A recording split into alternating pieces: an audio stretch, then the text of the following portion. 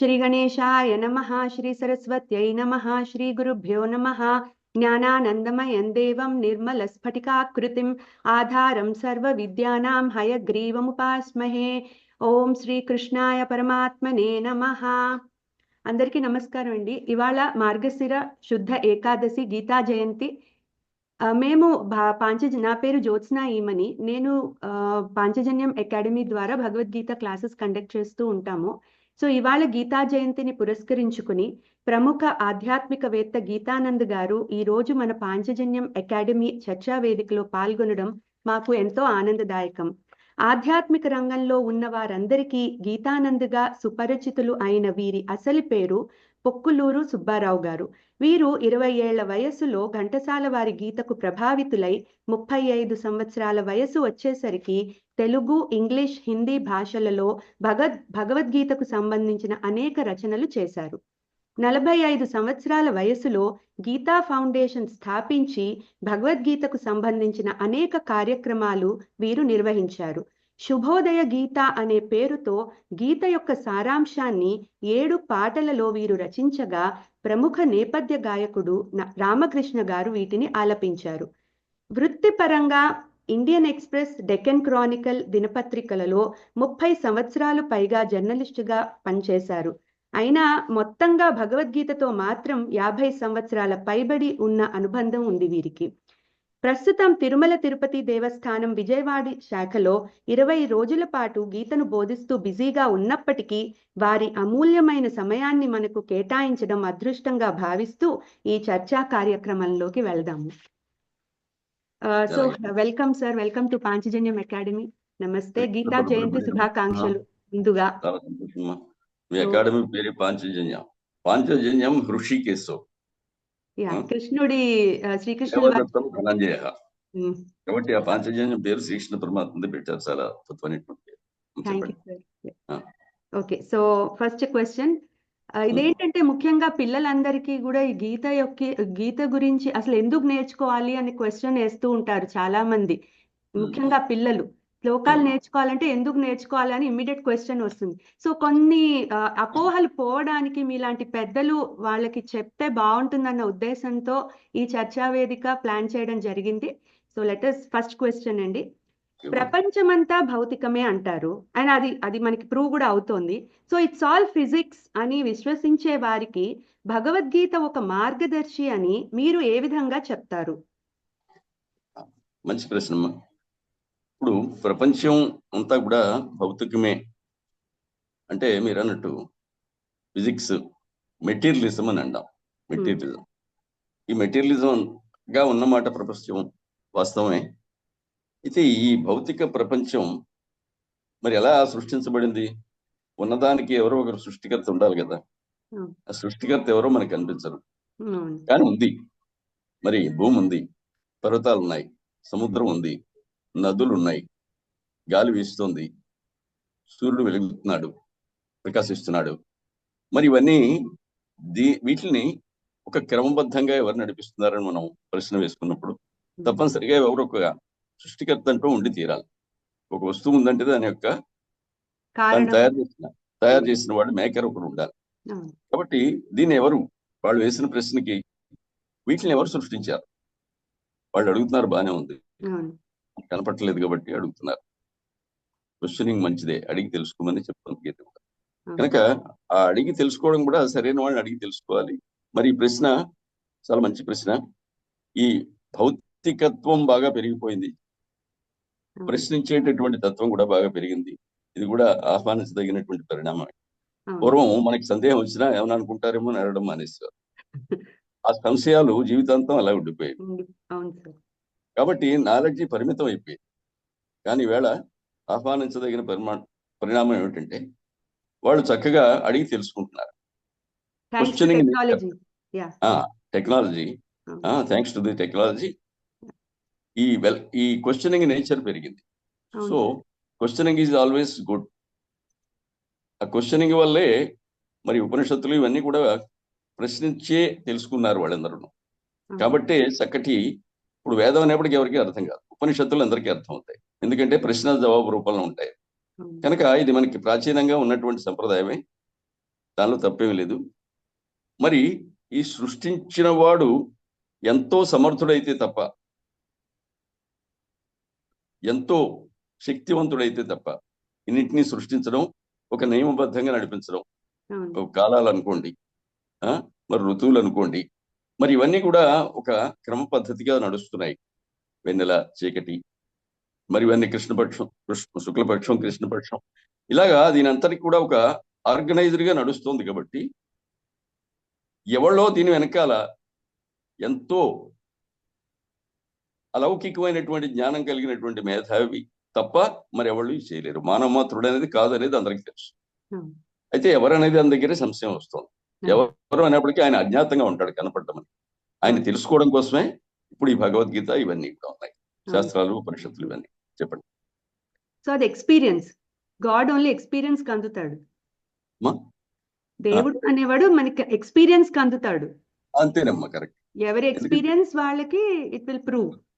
So ముఖ్యంగా ఏంటంటే ఈ సృష్టికర్త ఇంత క్రమబద్ధంగా జరిగేది, ఈ సృష్టికి ఎవరు మూల కారణమో తెలుసుకునే ప్రయత్నము మనకి భగవద్గీత, ఆ ప్రయత్నంలో భగవద్గీత మనకి సహకరిస్తుంది. చాలా చాలా అమ్మా. ఎందుకంటే ముఖ్యంగా 2-3 అధ్యాయాల్లో కంప్లీట్ గా ఆయన గురించే చెప్పుకుంటారు కదా. 9, 10, 11 ముఖ్యంగా ఈ 2 అధ్యాయాల్లో కంప్లీట్ గా ఆయన గురించి ఆయన చెప్తారు. కాబట్టి భగవద్గీత ఆ రకంగా మనకి సహాయపడుతుంది. అవును. సో ఓకే అండి. మనం ఏ పని చేసినా కూడా ఫలితం కోసమే చేస్తాం. జనరల్ గా కూడా ఒక పిల్లాన్ని స్కూల్ కి మనం ఎందుకు వెళ్ళమంటాం? ఇది నేర్చుకుంటే నువ్వు పెద్దకి ఇది అవుతావు, సో ముఖ్యంగా స్కూల్ కి వెళ్ళు, లేకపోతే ఇది చదువు, ఇది చెయ్యి అని మనం అదే ఫలితం చూపించి వాళ్ళకి పని చేయమని చెప్తూ ఉంటాం ఎవరికైనా కూడా.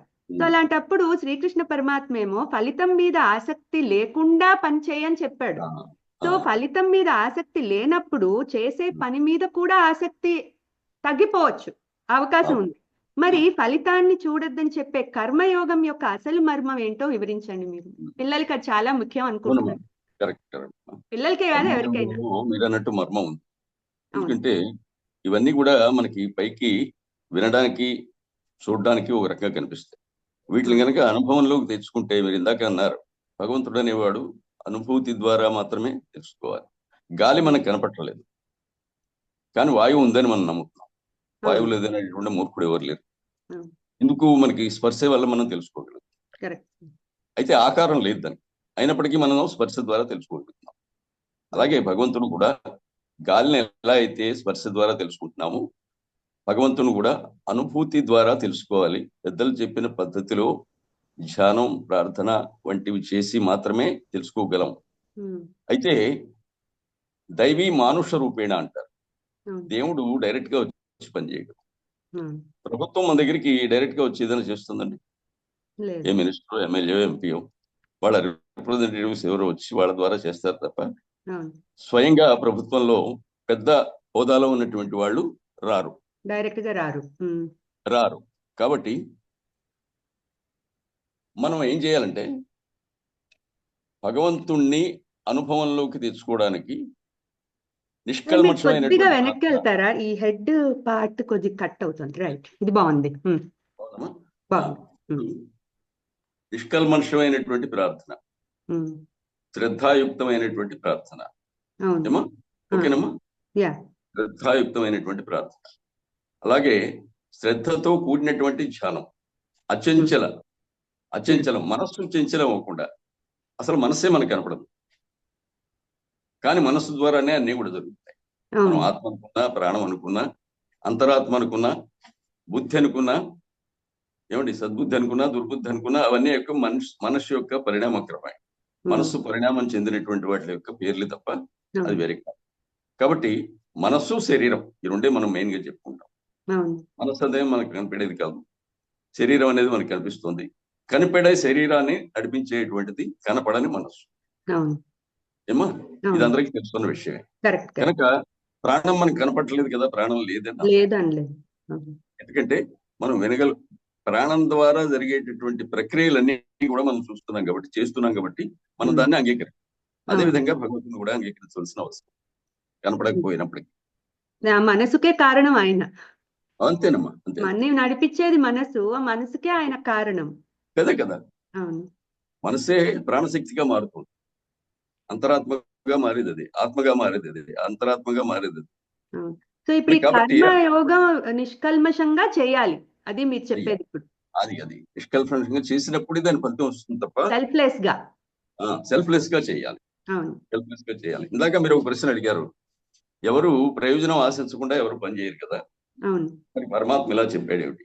చాలా అవును. మంచి ప్రశ్న, దానికి సమాధానం చెప్తాను. పరమాత్మ అనేటటువంటి వాడు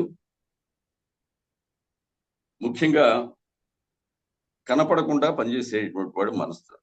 అవును. మనస్సు మనం సిక్స్త్ సెన్స్ అని కూడా అంటూ ఉంటాం. ఆ కరెక్ట్. సిక్స్త్ సెన్స్ అంటే గాడ్ కి అదర్ ఫార్మ్. మనం షష్ఠేంద్రియం అంటాం దీంట్లో, సంస్కృతంలో షష్ఠేంద్రియం. ఈ షష్ఠేంద్రియం అనేటటువంటిదే గొప్పది. ఇది భగవంతుడు యొక్క చైతన్యాన్ని మనకి కనబరిచేటటువంటిది, మనలో ఉండేటువంటి షష్ఠేంద్రియము. ఓకే. ఇంగ్లీష్ లో చెప్పాలంటే సిక్స్త్ సెన్స్. Sixth sense.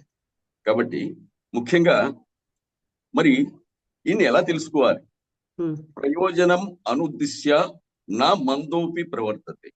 ప్రయోజనం లేకుండా మూర్ఖుడు కూడా పనిచేయడు అని పరమాత్మ శాస్త్రం చెప్పింది. ఆ విషయం భగవద్గీతలో లేదు కానీ ఇతర శాస్త్రాల్లో ఉంది. ప్రయోజనం ఆశించకుండా మూర్ఖుడు కూడా పనిచేయడు, ఏదో ఒక బెనిఫిట్ ఉంటే తప్ప. ఇది సత్యం, ఎప్పుడు కూడా ఉన్నటువంటి. అందువల్ల ప్రయోజనం ఆశించడం అనేది అదేదో అపరాధంగా మనం భావించాలి. శ్రీకృష్ణ పరమాత్మ చెప్పినటువంటి ఫలితాన్ని ఆశించకుండా అనాసక్తంగా చేయాలి, నిరాసక్తంగా చేయడం కాదు. అనాసక్తికి నిరాసక్తికి చాలా తేడా. మహాత్మా గాంధీ గారు అనాసక్తి యోగము అనే పేరుతోటి భగవద్గీత మీద వ్యాఖ్యానం రాశారు. ప్రతి ఈ విషయం చాలా మందికి తెలియదు. దాని పేరే అనాసక్త యోగం. అనాసక్తి కాదు, అనాసక్త యోగం. యోగం అంటే కర్మయోగాన్ని ఆయన ఆ రకంగా మొత్తానికండి, భగవద్గీత మొత్తానికే ఆ పేరు పెట్టారు. భగవద్గీత శ్రీమద్ భగవద్గీత అని అనలేదు ఆయన, మొత్తం భగవద్గీతకి అనాసక్త యోగం. అలాగే బాలగంగాధర్ తిలక్ గారు కర్మయోగం మొత్తం అంతా కర్మయోగమే అన్నాడు. వేరే ఇన్ని యోగాలు లేవు. ఇంతలా పుస్తకం ఉంటుంది, నా దగ్గర కనీసం 25 రకాల గీతలు ఉంటాయి. ఎందుకంటే అన్ని వెరిఫై చేస్తే తప్ప ఒక సొల్యూషన్ నాకు దొరకదు. ఒక దానిలో లేని ఇంకో దానిలో. అంటే ఓషన్ లాంటిది భగవద్గీత, ఒక ఓషన్. ఎవరికంటే జెమ్స్ వాళ్ళు తీసుకుంటున్నారు అందులో నుంచి. అంతే, దాన్ని వాళ్ళు వాళ్ళ కోణంలో చూస్తున్నారు తప్ప అన్ని దానిలోవే. ఇప్పుడు ఒక వృక్షం ఉంది, వృక్షంలో ఉండేటువంటి శాఖలు ఉపశాఖలు ఉంటాయి. సో ఇవన్నీ కూడా వాళ్ళ అనుభూతులు కూడా వాళ్ళకలే కనిపించింది అంతే తప్ప రామదాసు కనిపించినట్టు కబీర్ దాస్ కనపడలేదు. మనకు తుకారాంకి ఇంకో రకంగా కనిపించారు, త్యాగరాజుకి ఇంకో రకంగా కనిపించారు, అన్నమయ్యకి ఇంకో రకంగా కనిపించారు. వాళ్ళ మెంటల్ స్టేట్ బట్టి వాళ్ళ ఆ సత్వగుణ, ఎంత సత్వగుణం ఉంటే అంత బాగా అనుభవంలోకి వస్తుంది. కేవలం సత్వగుణం వల్ల కూడా అవదమ్మా. సత్వగుణానికి రజోగుణం తమోగుణం కూడా తగిన పాళాల్లో కలవాలి. మన కూరలో తాలింపులో నెత్తులు ఆవాలు వీటిలో చేదు ఉంటుంది పదార్థం మనకు తెలుసు. అయినప్పటికీ కూడా అవి జీలకర్ర రుచి వేరు, ఆవాల రుచి వేరు, మెంతుల రుచి వేరు. అన్ని సమపాళంలో ఉండాలి. ఇవన్నీ సమపాళంలో ఉన్నప్పుడే మనకి ఆ రుచి వస్తుంది కూరకి. అదే విధంగా మనం చేసినటువంటి క్రియ.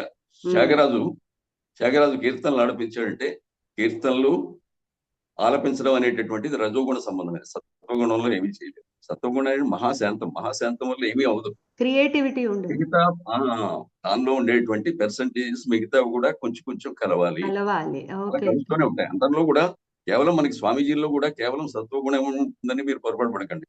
వాళ్ళలో రజోగుణం కూడా ఉంటుంది. ఎందుకంటే స్పీచ్ చెప్పేప్పుడు రజోగుణం ఉండాలి, అవుట్పుట్ రావాలంటే రజోగుణమే ఉండాలి, ఉండి తీరాలి, లేకపోతే అది చేయలేదు. కేవలం సత్వగుణం అనేటటువంటిది దానివల్ల ఎక్కువ ప్రయోజనం లేదు.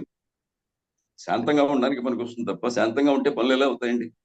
అవును, మనం వ్యవహారిక జీవితంలో ఉన్నాం కదా. కోపాన్ని నటించవలసినటువంటి సందర్భాలు ఉంటాయి, కోపడవలసిన సందర్భాలు ఉంటాయి, అంచుకోవాలి, ఒక్కోసారి అంచుకోవాలి. సత్వగుణంలో కూడా కోపం చూపించమన్నారు, సత్వ కోపం అన్నారు, దాన్ని రజో కోపం అన్నారు. రజో కోపం అనేది ప్రమాదకరమైనది. తమో కోపం అంటే మూర్ఖత్వం, ఇంకా దానికి తిరగలేదు. శ్రీకృష్ణ పరమాత్మ కూడా మరి కోపం ప్రదర్శించారు కదా కావాల్సినప్పుడు, అది లోక కళ్యాణం కోసం. లోక కళ్యాణం కోసం. రజోగుణం ఎక్కువగా ప్రేరణ జరిగినప్పుడు వచ్చేటువంటి కోపం వేరు, సత్వగుణంలో వచ్చేటువంటి కోపం వేరు, తమో గుణంలో వచ్చే కోపం వేరు. కోపం వేరు. వీటన్నిటికీ కూడా తేడాలు ఉన్నాయి. So okay. ఇవన్నీ వేరే సబ్జెక్ట్ అనుకోండి, అవును. అది తర్వాత మనం సో మెయిన్ మన కర్మ ఎట్లా అంటే భగవద్గీత మొత్తం కర్మయోగం అని బాలగంగాధర్ తిలక్ గారు ఇంతలా పుస్తకం రాశారు, 1000 పేజీలు. కాబట్టి మొత్తం అంతా కర్మయోగమే. అయితే కర్మని ఎలా చేస్తే మనకి అది ఆ పారమార్థిక లాభం ఉంటుంది. ఉంటుంది. అది ఇక్కడ మీరు ఇంకోటి అన్నారు, ఫలితాన్ని ఆశించకుండా పనిచేయాలి. ఫలితాన్ని ఆశించినప్పుడు వచ్చేటువంటి శ్రద్ధ తగ్గిపోతుంది. ఫలితాన్ని ఆశించడం, దాని మీద పూర్తి మనస్సు లగ్నం అవుతుంది, రిజల్ట్ మీద ఉంటుంది. ఎందుకంటే ఆ పని చేసినప్పుడు ఫలితం తప్పకుండా వస్తుంది. విత్తనం వేసినప్పుడు తప్పకుండా మొలక వచ్చి తీరుతుంది, సరైనటువంటి కండిషన్స్ దానికి కనుక ప్రొవైడ్ చేసినట్టే. అదే రకంగా పనికి కూడా సక్రమంగా చేసినట్టయితే ఫలితం వచ్చి తీరుతుంది. ఎందుకంటే మీ కార్పొరేట్ ఆఫీస్ లో చూస్తూ ఉంటారు, జీతం కవర్లో పెట్టి మీ సీట్ దగ్గరికి వస్తుంది. అవును. అంటే వేరే ఆన్లైన్ లో అదంతా వేరనుకోండి. పూర్వం మొట్టమొదటిలో టెక్నాలజీ ఇంత డెవలప్ కానప్పుడు శాలరీ కవర్ మీ సీట్ దగ్గరికి వచ్చేసి మీరు వెళ్ళి క్యూలో నిలబడట్లేదు. అంటే ఏమిటి, మీరు మనస్సు లగ్నం చేసి చేస్తుంటే మీ దగ్గరికి ఫలితం వస్తుందో రావట్లేదు. వస్తుంది. ఆ ఫలితం మీదే దృష్టి పెట్టుకు చేస్తే పనిలో శ్రద్ధ తగ్గిపోతుంది. అందుకని చెప్పినటువంటి ఒక మాట తప్పది, ఆసక్తి లేకుండా ఎవరు పనిచేయరు, పని చేయకూడదు కూడాను. ఫలితం మీదే దృష్టి పెట్టి పనిచేయరు. ఇది దానిలో ఉండేటువంటి అండర్లైన్ చేసుకోవాలి. శ్రద్ధ తగ్గిపోతుంది. అది శ్రద్ధ తగ్గకూడదు. శ్రద్ధ తగ్గితే పని పాడవు, ఆ మేరకి ఫలితం కూడా ఎఫెక్ట్ అవుతుంది. ఇప్పుడు బేసిక్ గా భగవద్గీత యొక్క ముఖ్య లక్షణం మనం చిత్తశుద్ధి పెంచుకొని మనం we have to travel towards the god. So అది కర్మ దానికి ఉపయోగపడాలి. ఆ ఎఫెక్ట్ మర్చిపోకూడదు. Though we are in the materialistic world, ఈ వ్యవహారిక జీవితంలో ఉన్నా కూడా ఇదేమో మారిపోతున్న ప్రపంచం, మరి ఏది స్టాండర్డ్ గా ఉండదు. ఒక్కొక్క రోజు ఒక్కొక్క రాగా మన మైండ్ ఉంటుంది. దానికి బట్టి మనం కర్మని కరెక్ట్ విధంగా చేస్తూనే దానికి అంటుకోకుండా చేసుకోవాలి. కర్మ బంధ కారణం కాకూడదు, కర్మ నిన్ను బంధించకూడదు. పుణ్యకర్మ కూడా నిన్ను బంధిస్తుంది. పాపకర్మలాగే పుణ్యకర్మ కూడా బంధిస్తుంది. కాబట్టి పుణ్యకర్మకి పాపకర్మకి అతీతంగా ఉండేలా చేయాలి. మనస్సుని ఆ స్టేటస్ లో పెట్టుకుని ఆ స్టేజ్కి తీసుకువెళ్ళి అప్పుడు చేయాలి ధ్యానం. అది భావాతీత ధ్యానం అంటారు. అక్కడ ఏ భావం ఉండదు, పుణ్యం పట్ల దృష్టి ఉండదు, పాపం పట్ల దృష్టి ఉండదు.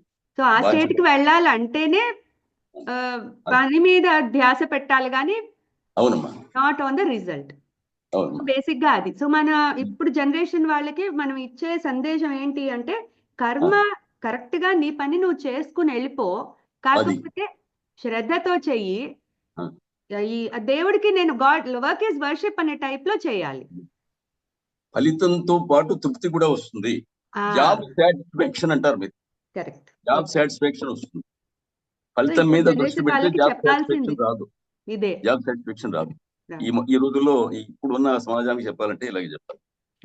You must work to get the result along with job satisfaction, not without job satisfaction. Job or work ఏదైనా ఏది చేసినా సాటిస్ఫాక్షన్ ఉండాలి. నీకు కావాల్సిన లౌకిక రిజల్ట్ తో పాటు పారమార్థిక రిజల్ట్ కూడా ఉండాలి. Without cursing the boss, without cursing the colleagues. నాకు ఒక హాఫ్ మినిట్ బ్రేక్ ఇస్తారా? Half minute. ఎందుకంటే కొంచెం బ్యాటరీ అయితే. సో ఈ కర్మ ఇట్లా శ్రద్ధతో చేస్తే ఫలితం మీదే దృష్టి లేకుండా శ్రద్ధతో చేస్తే వాళ్ళకి ఆ మైండ్ ఫ్రీ అవుతుంది. సో దట్ రిజల్ట్ పాజిటివ్ గా వచ్చినా, ఫేవరబుల్ గా వచ్చినా, అన్ఫేవరబుల్ గా వచ్చినా వాళ్ళకి ఇంకా పట్టదు. అది కూడా ఉంది, ఆ పాయింట్ కూడా ఉంది. ఎందుకంటే నాకు ఇలాగే అవ్వాలి అని ఎక్స్పెక్ట్ చేసి పనిచేస్తే, ముఖ్యంగా చూడండి, ఈ పని ఇలా అవ్వాలి అని మనం చేసినప్పుడు 99% అలా అవ్వదు. ఎవరికి కూడా కొంచెం తేడా పడాలు ఉంటాయి. అయ్యో నేను ఎలా అనుకున్నాను ఇలా అయింది ఏంటి అనేటువంటి డిస్సాటిస్ఫాక్షన్ లేకుండా అనాసక్తంగా చేస్తే అప్పుడు దానిలో ఉండేటువంటి ఆ నెగిటివ్ ఎఫెక్ట్స్ మనకి రావు. ఎక్స్టర్నల్ ఎన్విరాన్మెంట్ మన చేతుల్లో ఉండదు కదా. That's true.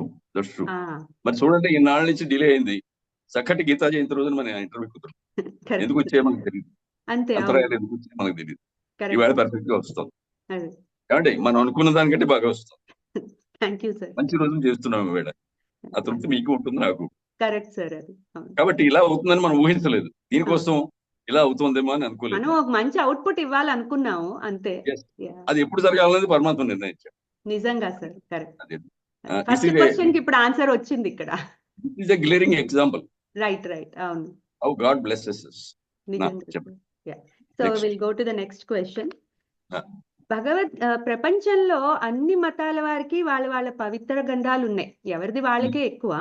కానీ మనం భగవద్గీత పరంగా చూస్తే ఇది ఏ విధంగా విభిన్నమైనదని మనం అనుకోవచ్చు, ఏ విధంగా ప్రత్యేకమైనది? అమ్మా, ఇది ఏ రకంగా ప్రత్యేకం అయినది అనే దాని మీద చెప్పాలంటే, మొట్టమొదటి చెప్పాలంటే భగవద్గీత మత గ్రంథం కాదు, ఓకే, మానవ గ్రంథం. ఏమండి, అవును, భగవద్గీత మానవ మనస్తత్వ శాస్త్రం అని స్వామి వివేకానంద చెప్పారు. స్వామి వివేకానంద మానవ మనస్తత్వ శాస్త్రం అని చెప్పారు. ఇది మానవ మనస్తత్వ శాస్త్రం అయినప్పుడు ఒక మతానికి ఎలా పరిమితం అవుతుంది ఇది? అవును, ఆలోచించండి. కరెక్ట్. కాబట్టి మతం అనేటటువంటి ఫ్రేమ్ లోకి ఇది రాదు. బహుశా ఎవరు దీన్ని ఎలా తయారు చేశారో నాకైతే తెలియదు, కానీ మతం ఫ్రేమ్ లోకి ఇది రాదు. అట్లా అయిపోయింది రిలీజియస్ టెక్స్ట్ అని. అలా అయిపోయింది, అది అంతే. సో దాని నుంచి, ఆ అపోహ నుంచి బయటికి రావాలి. అది రావాలి. అది ఒక రకంగా చెప్పాలంటే అది ఒక అపోహే, మిస్కాన్సెప్షన్. అండ్ ఇది యూనివర్సల్ సబ్జెక్ట్. అవును సార్, మనిషి అనేవాడు ఎవరికైనా వర్తిస్తుంది, అంతే కదా. Just like sun, moon. ఇతర మతాల వాళ్ళు కూడా నేను చూసాను చాలా మందిని, పాస్టర్స్ ని, వాళ్ళని కూడా ఆఫ్ ది రికార్డ్ ఒప్పుకుంటారు. Of the record. కానీ పబ్లిక్ లోకి వచ్చేప్పటికి దాన్ని వ్యతిరేకిస్తారు. కానీ అంటే వాళ్ళ ఐడెంటిటీ కోసం పెట్టుకున్నట్టు ఉంటుంది. ఇవన్నీ కూడా వాళ్ళ ఐడెంటిటీ కోసం పెట్టుకున్నవి తప్ప భగవద్గీత గొప్పతనం తెలియక కాదు. మీరు వీడియోలో చూసే ఉంటారు, బడే సాబ్ గారు అని. ఇప్పుడు మీకు బడే సాబ్ గారి గురించి మీకు చెప్పేది ఉంది. ఇంకో ఆయన ఉన్నారు ముస్లిము, ఆయన ఏకంగా శ్లోకాలు చదువుతుంటారు. బడే సాబ్ గారికి శ్లోకాలు రావు, కానీ యాక్టివిటీ చేస్తూ ఉంటారు. శ్లోకాలు వచ్చిన వాళ్ళకి సమీకరిస్తూ ఉంటారు. ఇంకొక సంస్థ పెట్టారు, సంస్థ పేరు నాకు వెంటనే గుర్తు రావట్లేదు. ఆయన కూడా టోపీ పెట్టుకుని ఆయన శ్లోకాలు చదువుతారు.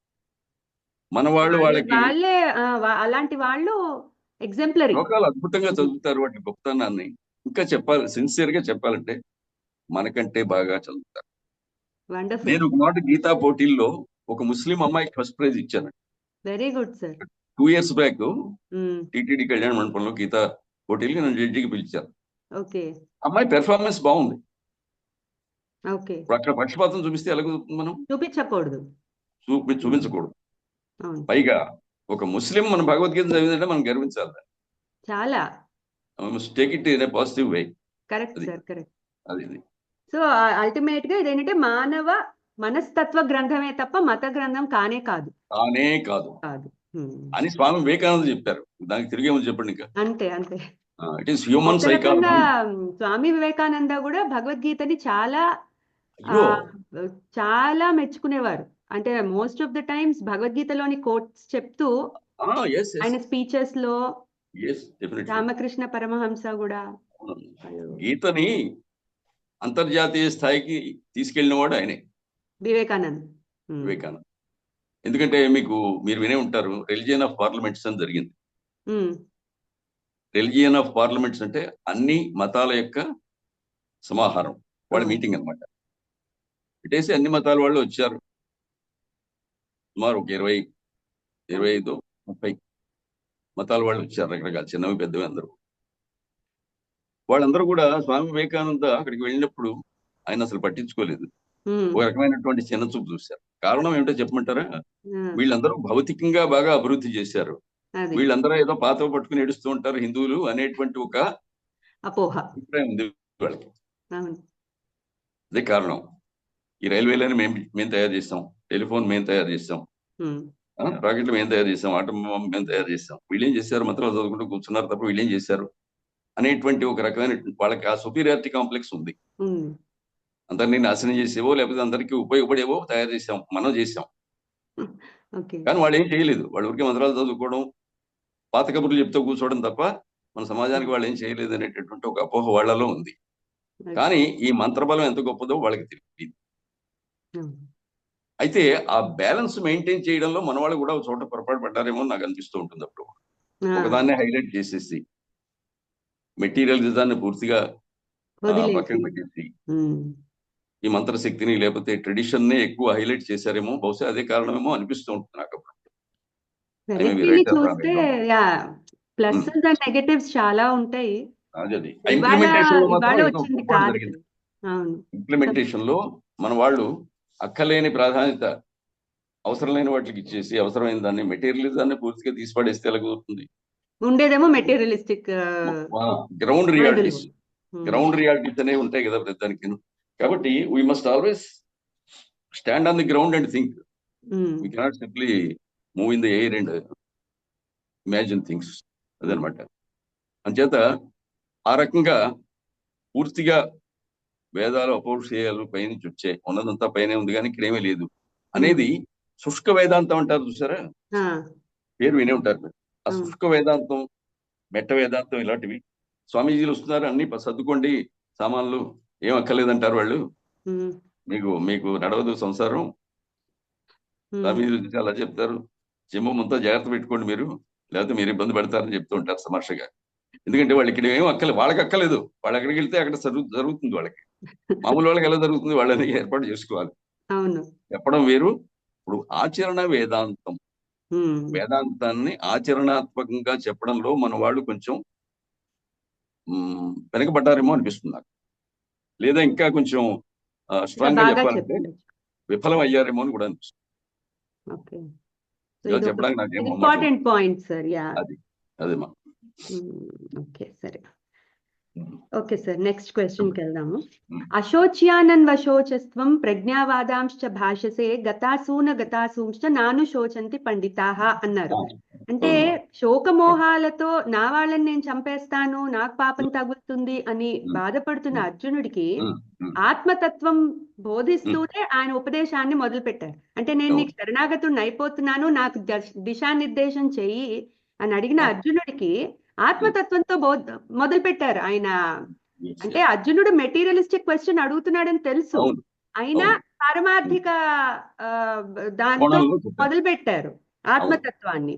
మరి ఆత్మ అనేది కేవలం ఒక కల్పితం అని భావించే వారికి ఆత్మతత్వాన్ని ఏ విధంగా మనం నిరూపించగలం? అవునమ్మా, మంచి ప్రశ్నమ్మా. ఇప్పుడు ఆత్మ అనేటటువంటిది అదొక తత్వం. అంటే తత్వం, తత్వం అంటే ఆ యొక్క దివ్యమైనటువంటి అలౌకికమైనటువంటి శక్తి, దివ్యశక్తి ఏదైతే ఉందో అదే నువ్వు. దానిలో నువ్వు కూడా ఆ పార్ట్ నీలో కూడా ఉంది, కొంత అంశ. ఆ దేవుడి యొక్క అంశ నీలో కూడా ఉంది. ఈ అంశని ఆ అంశతోటి అనుసంధానం చేసుకోవడమే ధ్యానం కానీ ప్రార్థన కానీ మరొకటి కానీ. దానికోసం ఈ తాపత్రయం అంతా.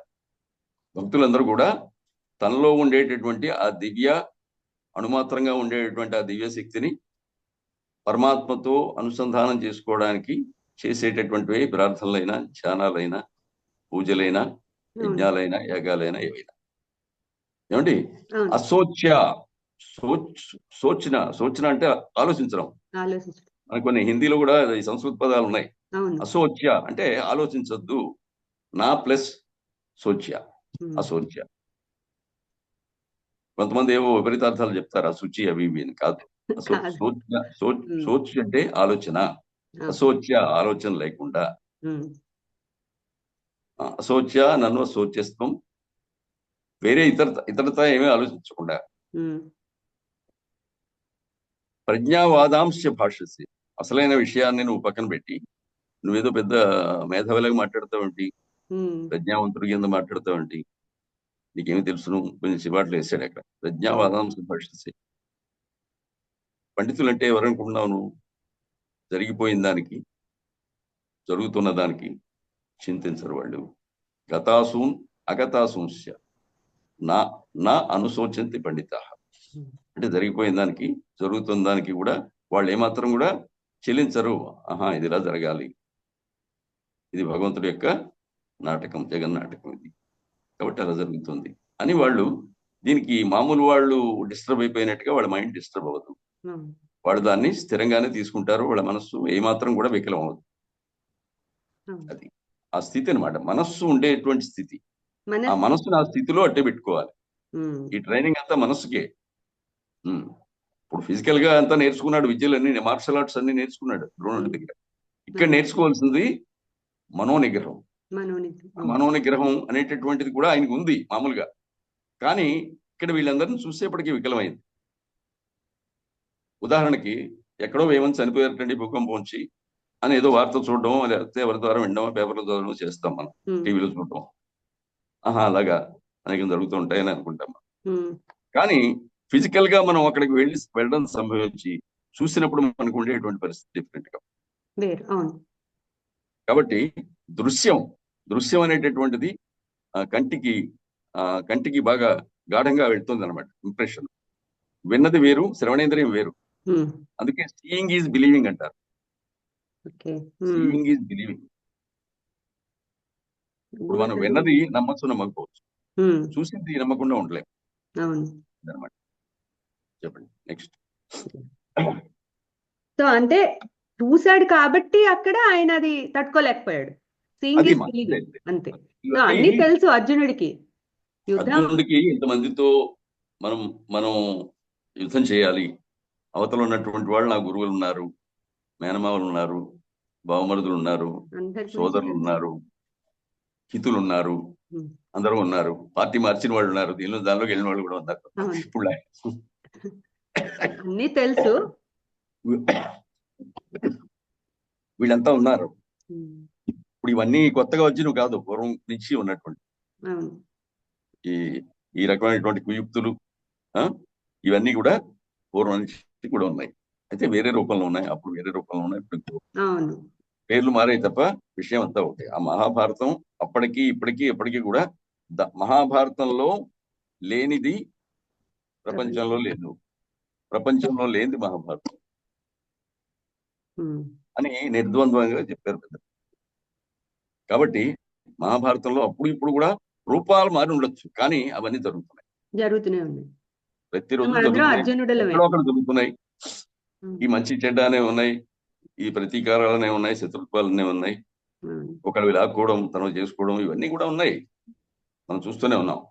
కాబట్టి ఇవి మానవ బలహీనతలు, మనస్సుకు ఉండేటువంటి బలహీనత. ఆ తర్వాత ఎన్ని రకాలైనటువంటి శిక్షలు పడ్డా, ఎన్ని రకాల శిక్షలు పడ్డా కానీ వాళ్ళు తట్టుకుంటారు తప్ప ముందు మాత్రం దాన్ని నిగ్రహించుకోలేదు. ఆ తర్వాత పశ్చాత్తాపడు, వాళ్ళ కుటుంబీకులు కూడా బాధపడతారు.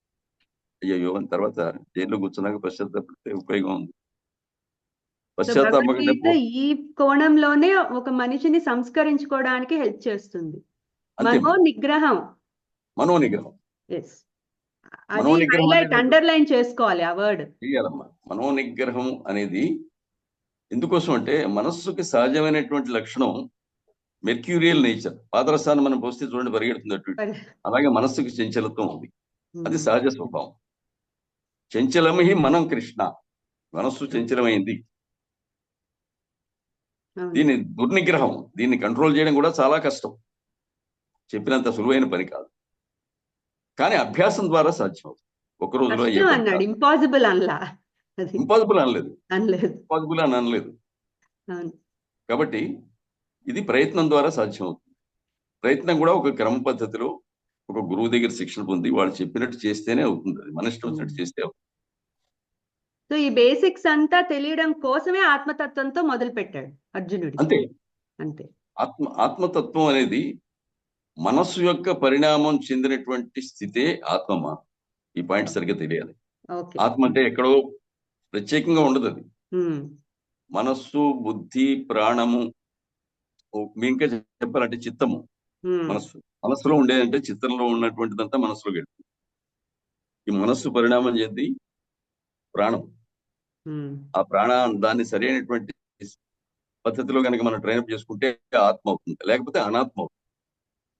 ఆత్మ అనాత్మ అనే పదం కూడా ఉంది. ఆత్మ అవును. కానిది ఏదైతే ఉందో అది కూడా అనాత్మ పదార్థం. దాన్ని ఆత్మగా చేసుకుంటావా అనాత్మగా చేసుకుంటావా నీ ఇష్టం, నీ చేతిలో ఉంది. ఉమ్, ఈ లోపల జరిగేటటువంటి ఆ ఈ యొక్క ఎవల్యూషన్, ఉమ్, లోపల జరిగేటువంటి ఇది అంతరంగంలో, అంటే మన అంతరాంతరంగా జరిగే పరిణామ క్రమంగా బట్టి మనకు కనపడదు. correct. కానీ జరుగుతున్నప్పుడు, జరిగిన తర్వాత మనకి వాళ్ళ చేష్టల ద్వారా, మాటల ద్వారా, ఆకారం ద్వారా మనకి తెలుస్తాయి. Okay. ఇప్పుడు ఉదాహరణకి ఒక మండల దీక్ష తీసుకున్నటువంటి ఒక స్వామి గాని, అయ్యప్ప దీక్ష తీసుకున్నవాడు, లేకపోతే భవానీ దీక్ష తీసుకున్నవాడు, కేవలం ఒక 40 రోజుల పాటు కఠినమైన నియమాలు, ఆహార నియమాలు, కాళ్ళకి చెప్పులు లేకుండా వెళ్ళడం, నేల మీద పడుకోవడం, ఆహారం మితంగా తీసుకోవడం, ఇటువంటివి పాటిస్తే వాళ్ళలో ఒక వర్చస్సు మనకు కనిపిస్తుందా, కనిపించట్లేదు? కనిపిస్తుంది. అవును. వాళ్ళు అంతకు ముందు ఏమి చేస్తున్నారో అది వేరే విషయం. అవును. దీనిలోకి వచ్చి ఆ నియమ నిబంధనలు పాటించిన తర్వాత మనకి క్లియర్ గా కనిపిస్తుంది. మరి ఆ రకంగా 40 రోజులకే ఆ మాత్రం ఉన్నప్పుడు నువ్వు సంవత్సరాల తరబడి జీవితాంతం చేస్తే మనకి దాని గురించి డౌటే ఉంది. దానిలో మనకి క్లియర్ గా మన కళ్ళకి కనిపిస్తున్నటువంటి విషయం అవును. అది. చెప్పండి. సో బేసిక్ గా ఆత్మని తెలుసుకోవాలంటే మన మనసు ద్వారానే దానిలో పరివర్తన చెందితే అంతే. ఆత్మతత్వం అర్థం అవుతుంది, పరమాత్మ తత్వం కూడా అర్థం అవుతుంది. రెండు పరివర్తన కూడా కాదమ్మా, పరిణామ క్రమం. మనస్సు యొక్క పరిణామ క్రమమే ఆత్మ. ఆ పరిణామం చెందకపోతే అనాత్మకి ఎంత లెక్క. ఓకే. అదే ప్రాణము, అదే బుద్ధి, ఇంటలెక్ట్. ఇవన్నీ నామాంతరాలు, అంతే, దశల యొక్క పేర్లు ఇవన్నీ. Different names of different stages of mind. Yes. Okay. Mind is the life force. Mind is the deposits of చిత్తంలో ఉండేటువంటి ఇంప్రెషన్స్ ఏమైతే ఉన్నాయో అవే మనస్సు. చిత్త వృత్తులు అంటారు. మనసు కంటే ముందు చిత్తం ఉంది. ఆ చిత్తంలో ఈ సంస్కారాలు ఉంటాయి. పుణ్య సంస్కారాలు, పాప సంస్కారాలు, మంచి మెమరీ. ఆ మెమరీ అంతా ఇక్కడ స్టోర్ అయ్యి ఉంటుంది. ఇదంతా ఎక్కడ ఉంటుందంటే సబ్ కాన్షియస్ మైండ్ లో ఉంటుంది. అవసరమైనప్పుడు బయటకు వస్తూ ఉంటుంది. అది వస్తూ ఉంటుంది, క్రియా రూపంలో వస్తుంది, ఆలోచన రూపంలో వస్తుంది, తర్వాత అదే క్రియగా మారుతుంది. మాట లోపల ఉండేటువంటి ఆ యొక్క చిత్తవృత్తుల ద్వారా పడినటువంటి ఆ ముద్రలు ఏమైతే ఉన్నాయో ఇంప్రెషన్స్, ఆ ఇంప్రెషన్స్ ఆలోచనలుగా మారి, ఆలోచనలు కర్మగా మారి, అది సత్కర్మగాను దుష్కర్మగాను పరిణమిస్తుంది, మళ్ళీ బంధాలుగా మారి. అది అవన్నీ. సో ఈ లైన్ గనక అర్థం అయితే ఎవరు కూడా థాట్స్ దగ్గర ఆపేస్తారు. అవును, క్రియ దాకా రానివ్వరు. అంటే మనం కూడా గురువులు చెప్పింది విన్న తర్వాత కూడా మనం అంతరాత్మలో దాన్ని అనలైజ్ చేసుకోవాలి. అనలైజ్ చేసుకుని అవునా కాదా. అప్పుడు గురువు గారి కంటే మంచి క్లారిటీ వస్తుంది మన ముందర. గురువు గారు చెప్పింది వినగానే మనకి క్లారిటీ రాదు. అవునో కాదో చూసుకున్న తర్వాత, ఆచరణ పూర్వకంగా తెలుసుకున్న తర్వాత మాత్రమే స్పష్టత వస్తుంది, క్లారిటీ వస్తుంది. అంతవరకు ఓన్లీ సగం గురువుగారు చెప్పారు, మంచిగా చెప్పుకుంటారు అనేది పూర్తి నమ్మకం అయితే ఉండదు. పూర్తి నమ్మకం ఎప్పుడు వస్తుందంటే ఆచరణగా చేసి, ఆచరణలోకి తెచ్చుకున్నప్పుడు, గురువు చెప్పినటువంటిది ఏదైతే ఉందో దాన్ని ఆచరణలోకి తెచ్చుకుని అనుభూతి చెందినప్పుడు మాత్రమే ఆ దివ్య స్పర్శ. అదే ముందు కూడా అనుకున్నాం కదా, ఇట్స్ ఆల్ అబౌట్ ఎక్స్పీరియన్స్. అవును, అంతే. So mind management is the key. That's right. ఆత్మతత్వం తెలుసుకోవాలన్నా, అర్థం అవ్వాలన్నా మైండ్ మేనేజ్మెంట్ ఇస్ ద అది. ఎగ్జాక్ట్లీ. సో ఈ జనరేషన్ వాళ్ళకి అలాగే చెప్పాలి. అంతేనమ్మా, అంతే కదా. ఇప్పుడు ఇలా వాళ్ళకి అర్థం అవడమే ముఖ్యం కదా. ఎందుకంటే అలా చెప్తేనే వాళ్ళకి అర్థం అవుతుంది. పూర్వం చెప్పినవి చాలా వరకు అర్థం కాలేదు. సంస్కృతం అనే భాష కష్టమైనటువంటిది. సంస్కృత భాషలో ఒక పదానికి 7 అర్థాలు ఉంటాయి. ఈ విషయం కూడా మీరు గమనించుకోండి. సంస్కృత పదం ఆత్మ అనే పదానికి ఒక శ్లోకంలో ప్రాణం అనే అర్థం వస్తుంది, ఒక శ్లోకంలో మనస్సు అనే అర్థం వస్తుంది, ఇంకో శ్లోకంలో స్వభావం అనే అర్థం వస్తుంది. అది ఆ కాంటెక్స్ట్ ని బట్టి. అంతేగాని ఎప్పుడు ఒకే అర్థాన్ని దానికి అన్వయించుకుంటే రిజల్ట్ సరిగా రావు.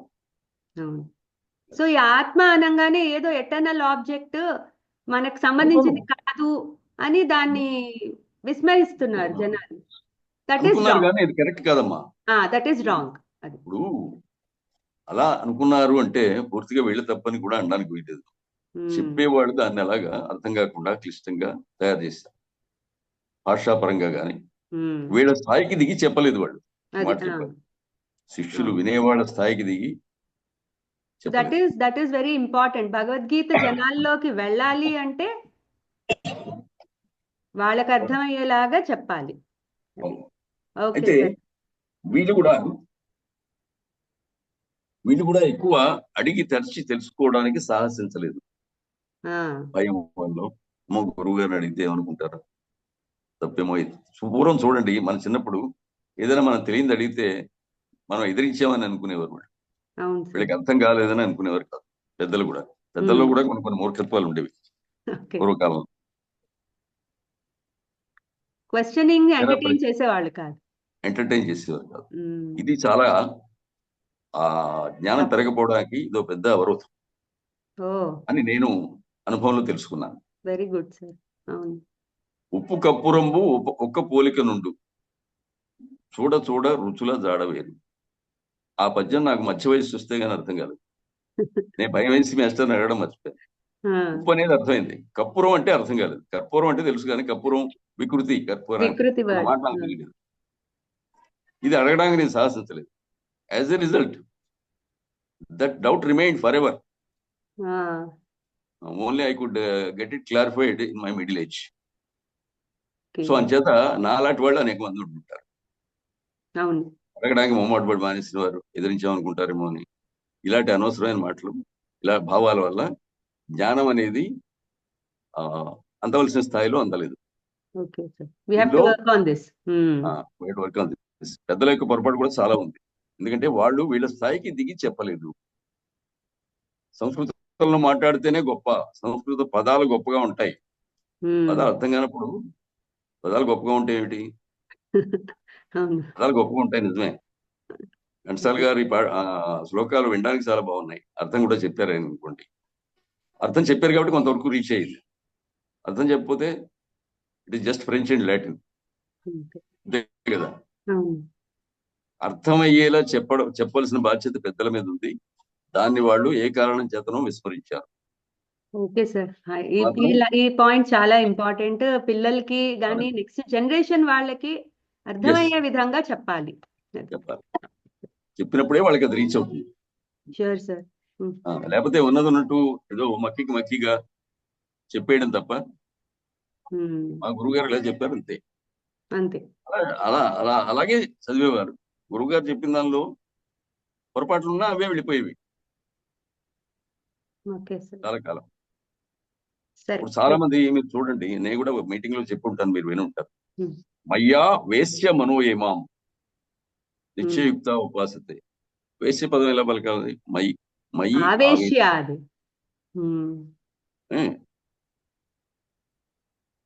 మయిటి ఆవేశ్య, మయ్యావేశ్య అనాలి. సో పద విభజన కూడా ఇంపార్టెంట్ చాలా. ఇప్పుడు యథాతథంగా మనం అంటే ఇక్కడ వచ్చిన లోపం ఏంటంటే అక్కడ రెండులా ఉంటుంది ఒక గుర్తు. సంస్కృత వాటిలో మీరు సంధిని విడగొట్టుకోవాలి, సంతులు విడగొట్టుకోవాలి. పూర్వం వాటిలో అవి ఇప్పుడు తీసేశారు. మన వాళ్ళు చేసిన అడ్డం వచ్చిన అనేది తీసేశారు, అర్థం కాని అన్ని. అక్కడ వాళ్ళు పాపం మయ్యా తర్వాత ఒక రెండులాంటి సింబల్ పెట్టారు. దానికి ఒక వరుస పదం ఉంది. ఇప్పుడు ఆరోహణ అవరోహణ అంటూ ఉంటారు రెండు మంత్రులు, అలా ఉంది. కానీ అలా పలకడం కష్టం అని చెప్పేసి మొత్తానికి అది ఎందుకని ఆ సింబల్ని తీసేశారు. సింబల్ని తీసేయడం వల్ల వచ్చినటువంటి పరిణామాలు పుస్తకంలో అలా ఉంది. వాళ్ళు అదే, పెద్దలు అదే చెప్తున్నారు, పిల్లలు అదే చదివేస్తారు. ఇవి అలా అర్థం మారిపోతుందమ్మా. అర్థం మారిపోయి విపరీత అర్థాలు వస్తాయి. విపరీత అర్థాలు రాకూడదు కదా. ఇప్పుడు ఆయన ఏం చెప్పాడు అన్నది కరెక్ట్ గా వెళ్ళాలి అంటే ఆ వర్డ్ ని కరెక్ట్ గా పట్టుకోవాలి, కరెక్ట్ గా ప్రొనౌన్స్ చేయాలి. దాన్ని ప్రొనౌన్స్ చేయడం మీద ఎంఫసిస్ ఇవ్వాలి. అలా ఇవ్వకుండా ఏదో చదివేస్తున్నారులే అనుకుంటూ ఇదిలాగే ఉంటుంది. మంచి ఇన్పుట్ మాకు కూడా యాజ్ ఎ టీచర్ కదా. మరి దానిలో అశుభ అనే దగ్గర శుభాహ, మోక్షసే శుభాత్, ఇది గ్యాప్ పెట్టుకోండి. మోక్షసే శుభాత్ శ్లోకం చివరిలో యజ్ఞాత్వా మోక్షస్య శుభాత్. ఏది తెలుసుకుంటే శుభాలన్నీ పోతాయో. మోక్షం అంటే ఏంటి, దాని అర్థం పూర్తిగా మారిపోయింది. మోక్షస్య అశుభాత్. శుభాత్ అనేది లైట్ గా ఉండడానికి అక్కడ ఒక సింబల్ ఉండేది, అది లేదు ఇప్పుడు. లేపడం వల్ల వచ్చినటువంటి పరిణామాలు ఇవి. పెద్దలైనా దాని మీద చెప్పాలి కొన్ని. నేను ఎప్పుడు నాకు అవకాశం వచ్చినప్పుడల్లా ఇలాంటివి చెప్తుంటా, ఎక్కడెక్కడ లోపాలు ఉన్నాయి. ఎందుకంటే బీయింగ్ ఏ జర్నలిస్ట్ మాకు అది ఫాల్ట్ ఫైండింగ్ అనేది ఎక్కడ తప్పు ఉందో అక్కడికి వెళ్తుంది మాకు. ఎక్కడ లోపం ఉందో అక్కడికి వెళ్తుంది. సో ఈ పాయింట్ చాలా ఇంపార్టెంట్. వాళ్ళకి అర్థం కావాలి అంటే వర్డ్ ని కరెక్ట్ గా పట్టుకోవాలి. దాని అర్థాన్ని ఏదోలా చెప్పేయడం కాదు, అది మామూలు భాష కాదు, దైవ భాష అది. దాన్ని చాలా శ్రద్ధ భక్తులతోటి అధ్యయనం చేయాలి. అలా చెప్తేనే దాని ఫలితం ఉంటుంది. మంత్రాలు చదవకపోయినా పర్వాలేదు, కానీ తప్పుగా చదివితే విపరీతమైన ఫలితాలు వస్తాయి. ఇది కూడా మంత్రాలు లాంటివే, శ్లోకాలు కూడా మంత్రాలు లాంటివి. ఈక్వేషన్స్ అండి ఇవి. భగవద్గీత శ్లోకాలన్నీ ఒక్కొక్క ఈక్వేషన్. ఈక్వేషన్ లో ఇప్పుడు మనకు అనేకమైన ఈక్వేషన్స్ ఉన్నాయి, ఫిజిక్స్ లోను కెమిస్ట్రీలోను. అది అలా చేస్తేనే సరైన ఫలితం వస్తుంది. మనకి అటుగా చేస్తే రాంగ్ రిజల్ట్ రాంగ్ వస్తుంది. ఇది కూడా అంతే, ఆల్మోస్ట్ ద సేమ్. నెక్స్ట్ యజ్ఞదాన తపఃకర్మ నత్యాజ్యం ఇది చాపరే. అంటే ఈ 4 కూడా వదలకూడదు. యజ్ఞము, దానము, తపస్సు, కర్మ 4 మనిషి అనేవాడు వదలకూడదు అని చెప్పేశారు. సో ఇప్పుడు ప్రస్తుత సమాజంలో వీటిని ఏ విధంగా నిర్వర్తించాలని మనం పిల్లల్ని గైడ్ చేయగలుగుతాం? జ్ఞానయజ్ఞం అనే పేరు విన్నారా మీరు? జ్ఞానయజ్ఞం, గీతా జ్ఞానయజ్ఞం. జ్ఞానయజ్ఞం అంటే ఏం చేస్తారు? ఇక్కడ హోమగుండాలు, ద్రవ్యాలు ఇవేమి ఉండవు, సమితులు విముదులు ఏమి ఉండవు, మంత్రోచ్చారణ ఇవంతా బ్రాహ్మణులు వాళ్ళందో ఎవరు ఉండరు, ఆధ్వర్యులు వాళ్ళందో ఎవరు. కానీ మరి జ్ఞానయజ్ఞం అంటే ఏమిటి? దీనికి ప్రీఫిక్స్ ఉంది యజ్ఞానికి. సామాన్యులు చేయవలసినటువంటి యజ్ఞాలు జ్ఞానయజ్ఞం చాలు. భగవద్గీత అంతా కూడా నహి జ్ఞానేన సదృశం, జ్ఞానానికి దీటైనది మరి ఏది లేదు అని స్పష్టంగా చెప్పారు పరమాత్మ. కాబట్టి ఆ జ్ఞానయజ్ఞం చేస్తే ఈ యజ్ఞాలన్నీ ఒక స్థాయి వాళ్ళకి వస్తుంది. మాస సినిమాలు లాంటివి నడితే అనకూడదు కానీ మంత్రోచ్చారణ ఇవన్నీ మైకులు పెట్టేయడం, చదివేస్తున్నారు. మనకి అర్థం కానిదంతా గొప్పగానే ఉంటుంది. ర్యాకెట్ పైకి వెళ్ళింది అంటే ర్యాకెట్ పంపించిన వాడికి అంత ఆశ్చర్యం ఉండదు, ఎందుకంటే దానిలో టెక్నాలజీ అంతా తెలుసుకోవాలి. మనకి అనిపిస్తుంది. శ్రీహరికోటలో ఉన్న వాళ్ళకి, దాన్ని తయారు చేయడంలో పాల్గొన్న వాళ్ళకి దానిలో పెద్ద ఇదేమి అనిపించదు, కానీ మనకి వండర్ అనిపిస్తుంది. దానిలో పార్టిసిపేట్ చేయాలి. అలాగే ఈ యజ్ఞాలు యాగాల్లో కూడా ఈ మంత్రోచ్చారణలు ఇవన్నీ గంభీరంగా ఉంటాయి కాబట్టి అనుకుంటారు. కానీ నీకు జ్ఞానయజ్ఞం చాలు. అవన్నీ అందరూ చేయగలరా చెప్పండి? యజ్ఞాలు మాత్రం అందరూ చేయగలరా? బోర్డంత తంతుంది, బోర్డంత దక్షిణలు ఇవ్వాలి సక్రమంగా చేయాలంటే. అందరి వల్ల ఏ పని కాదు అది. అందుకని మనకి భగవద్గీత చదువుకుంటే అది జ్ఞానయజ్ఞం. అది చాలు మనకి. మిగతా యజ్ఞాలు ఒప్పుకుంటే చేసుకోవచ్చు, అది వేరే విషయం. అందరికీ సాధ్యమయ్యేటటువంటివి కాదు, అనవసరం కూడా ఒక రకంగా. ఎందుకంటే ఇక టైం లిమిటేషన్స్ ఉన్నాయి, ఎనర్జీ లిమిటేషన్స్ ఉన్నాయి, రకరకాలనే ఉన్నాయి. అంటే ఇవన్నీ ప్యూరిఫై చేస్తాయి కాబట్టి మైండ్ ని. ఒక చారిటీ ఇచ్చిన, దానం ఇస్తే, తపస్సు, డిటర్మినేషన్. ఇప్పుడు తపస్సు అంటే ధ్యానాన్ని తపస్సు అనుకోవచ్చు, ధ్యానాన్ని తపస్సు అనుకోవచ్చు. భావాతీత జ్ఞానం ధ్యానం ఏదైతే ఉందో ట్రాన్సెండెంటల్ మెడిటేషన్ అంటారు, వేరు వేరే ఉంటారు. టీఎం, ఫ్లైట్ లో వెళ్తే కూడా టీమ్ లో ఉంటారు. ఫారినర్స్ వాళ్ళు మీరు చూడండి, వాళ్ళు చాలా ఆచరిస్తున్నారు. వాళ్ళు ఆచరణ, వారు దానికి గొప్ప గొప్ప గొప్ప పేర్లు పెట్టి వాటిలన్నిటికీ ఆచరిస్తున్నారు, ఆచరింప చేస్తున్నారు. దానివల్ల లాభాలు కూడా పొందుతున్నారు, దాని కమర్షియలైజ్ కూడా చేస్తున్నారు. ఏదో రకంగా వ్యాప్తి అవుతుంది భగవంతుడి యొక్క తత్వం. కరెక్ట్. ఎలా చేస్తున్నారు అనేది కాదు ఈ జ్ఞానయజ్ఞం. తపస్సు అంటే నేటి రోజుల్లో మెడిటేషన్ అని చెప్పుకోవచ్చు. ఆ మెడిటేషన్ లో ఇంటెన్స్ మెడిటేషన్ చేస్తే అది తపస్సే అవుతుంది. బేసిక్ గా తపస్సు అంటే డిటర్మైన్డ్ గా చేయడం అని కదా, లౌకిక అర్థం. అమ్మా ఏమంటారు? లౌకిక అర్థంలో చూస్తే తపస్సు అంటే ఒక డిటర్మినేషన్ తో చేయడం కాదు కాదమ్మా, కదా? అంటే తప్పించడం ఒక దానికోసం, ఆ, తప్పించడాన్ని తపస్సు అంటారు. ఓకే. ఈ దేని గురించైనా తప్పించడమే తపస్సు. పరమాత్మ గురించి తప్పించడం తపస్సు, Yes, sir. అంతే. అంటే శరీరాన్ని తప్పింపజేయడం, ఉమ్, అదంతా ఇంకా లోతైన అర్థాలు చాలా ఉన్నాయి. శరీరాన్ని కూడా తప్పింపజేసేటువంటి అది మనం అనుకునే తపస్సు. ఈ ఉమ్, ఋషులు వాళ్ళు చేసినటువంటి తపస్సు కాయ సంబంధమైన, శరీర సంబంధమైనటువంటి, శరీరానికి సరైనటువంటి సక్రమైన ఆహారం ఇవ్వకుండా కందమూలాలు తింటూ శుష్కింపజేసుకుని, లేకపోతే నిరాహారంగా వాయుభక్షం చేసి, మరి చాలా ఉన్నాయి దీనిలో. ఇవన్నీ అంత ఉగ్రమైనటువంటి అక్కర్లేదు, మీకు సులువైనవి చెప్తున్నాను. వినండి. అంతా కూడానండి పరిణామ క్రమంలో ఒకప్పుడు అవన్నీ అవసరమయ్యాయి. ఇదంతా మనం ఒక మాట జ్ఞాపకం పెట్టుకోండి, భగవద్గీత ఇది పరిణామ క్రమంలో చెప్పబడినటువంటిది. ద్వాపరయుగం వచ్చేప్పటికి కృతయుగంలో జరిగినవి యజ్ఞయాగాదులు, త్రేతాయుగంలో జరిగినవి పుత్రకామేష్టి యాగాలు. సో ప్రెసెంట్ ఎన్విరాన్మెంట్ లోనే మనం దాన్ని అర్థం చేసుకోవాలి. అంతే అంతే అంతే. కాబట్టి ఇప్పుడు అవసరం లేదు. కానీ యజ్ఞాలవి ఎప్పుడు అవసరం అంటే వర్షం కోసం యజ్ఞం చేయడం, 10 మంది కోసం కావలసినప్పుడు, ఎప్పుడైనా కరువు పరిస్థితులు ఏర్పడినప్పుడు అప్పుడు భగవంతుని ఆశ్రయించి సామూహికంగా యజ్ఞం చేయొచ్చు. అవన్నీ వేదాల్లో చెప్పబడి ఉన్నాయి, చెప్పబడింది. అంతేగాని వాటిని అందరికీ నిత్య జీవితంలో పనికొచ్చేవి కాదు. నిత్య జీవితంలో పనికొచ్చేది ధ్యానము, భావాతీత ధ్యానం చేస్తే ధ్యాన యజ్ఞం, రెండే మెయిన్. అంతే అంతే. సరే, చారిటీ అట్లాగో ఇంపార్టెంటే, దానం. Charity important, yes. చారిటీ అవసరం.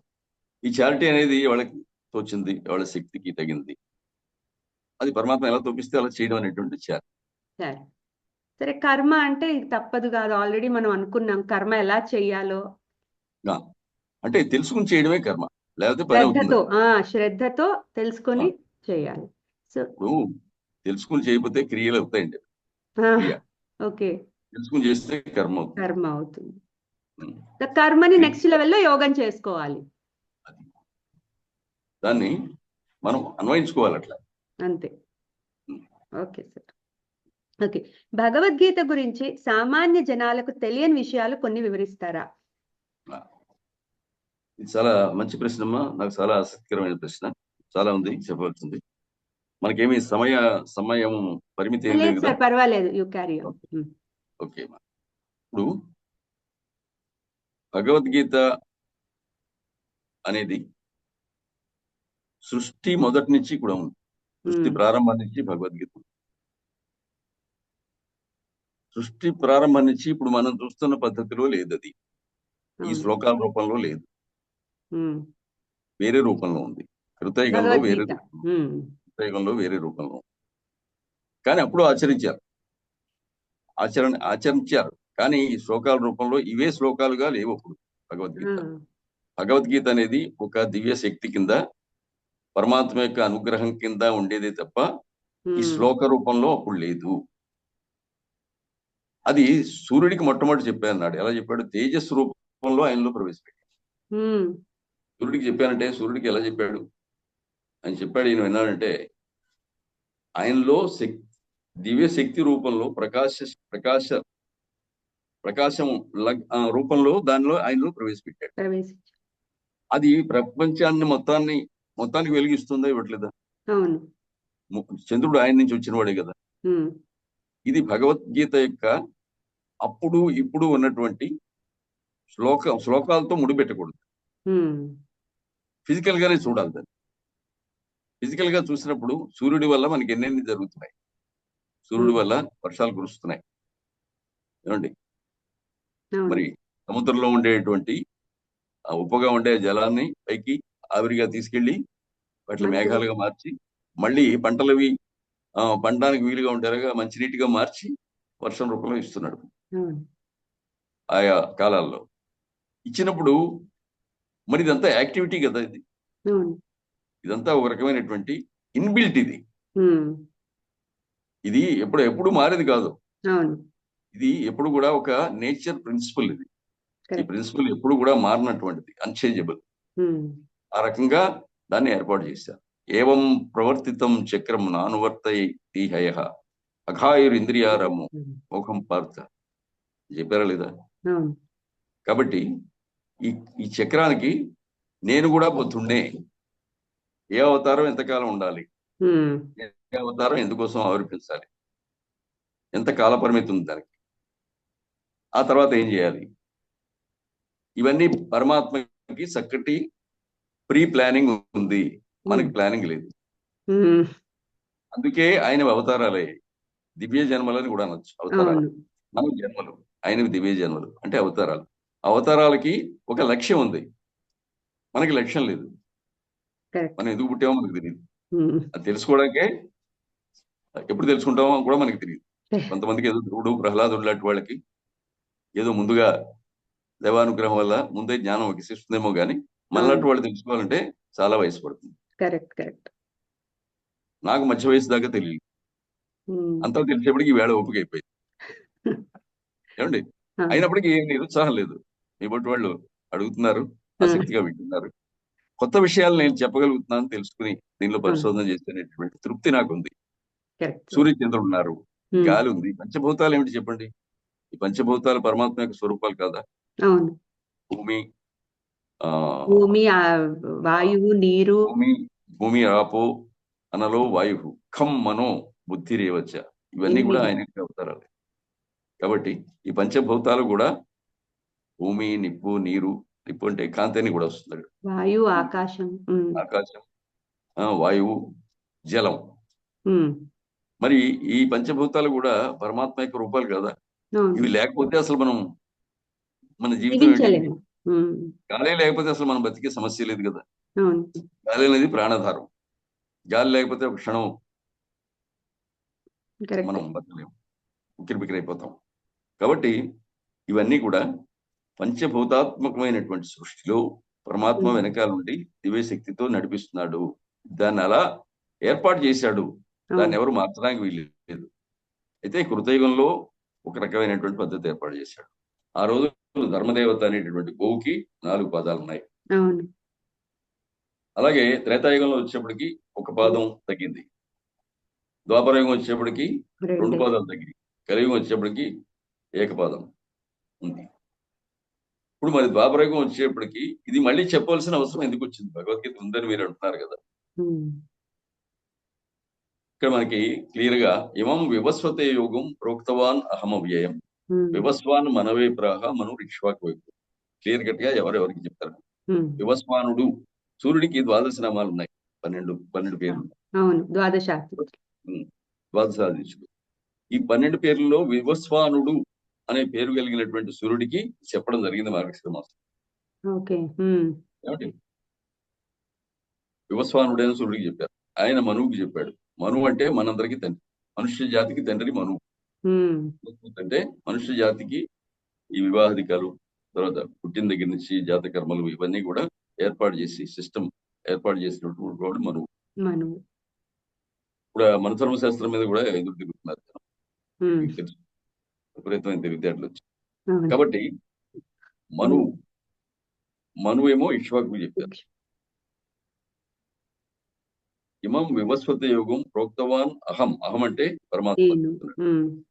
అవ్యయం, అవ్యయం అంటే ఎప్పటికీ నశించినది, ఇన్ఫైనైట్, ఇండిస్ట్రక్టిబుల్, ఎవర్ లాస్టింగ్, ఇదని అర్థం.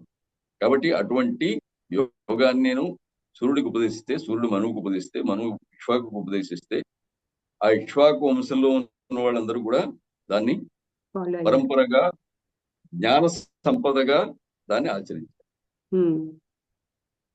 ఇది స్పిరిచువల్ కాన్స్టిట్యూషన్. వాళ్ళందరూ రాజులు, రాజ్యాంగంలో దీన్ని ప్రవేశపెట్టారు. విడిగా భగవద్గీత చదవడం, జ్ఞానయజ్ఞాలు ఇవన్నీ లేవు. రాజులకే పరిమితంగా ఉండేది. ఇది అందరికీ తెలిసింది కాదు, జనసమాజం. ఇవాళ కాన్స్టిట్యూషను మనకు తెలుస్తుంది, అంతాను ఎక్కడో ఒక్కొక్క ముక్క తెలుస్తుంది, మన రాజ్యాంగం, భారత రాజ్యాంగం. కానీ దానికి సంబంధించినటువంటి వాళ్ళకి మనకంటే కొంచెం ఎక్కువ తెలుసు. దానిలో ఎక్స్పర్ట్స్ కి బాగా తెలుసు, కాన్స్టిట్యూషన్ ఎక్స్పర్ట్స్ అని ఉంటారు. మన రాజ్యాంగమే మనకి పూర్తిగా తెలియదు కదా. ఇక భగవంతుడి యొక్క రాజ్యాంగాన్ని మనం ఎలా అర్థం చేసుకోగలం? కాబట్టి ఇది భగవంతుడు ప్రజల్ని పాలించడం కోసం, ఇది కేవలం రాజ విద్య అన్నారు. కరెక్ట్. రాజులకే పరిమితం. జనసామాన్యానికి సంబంధం లేదు. జనసామాన్యానికి సంబంధం లేదు. రాజు అయిన వాడు నీతిగా నీవి నేర్చుకుని నీతిగా ఉంటే ప్రజలు సుఖంగా ఉన్నారు. వాళ్ళకి దీంతో పని లేదు. కృతయుగంలో దీంతో పని లేదు వాళ్ళకి. త్రేతాయుగంలో కూడా దీంతో పని లేదు. ఎందుకంటే రాజులు ద్వాపర యుగంలో మాత్రం ఇది క్షీణదశకి వచ్చి విపరీతమైనటువంటి పోకట్లు వచ్చాయి కాబట్టి అప్పుడు ఆల్రెడీ ఉన్నదాన్ని లుప్తప్రాయంగా ఉందన్న.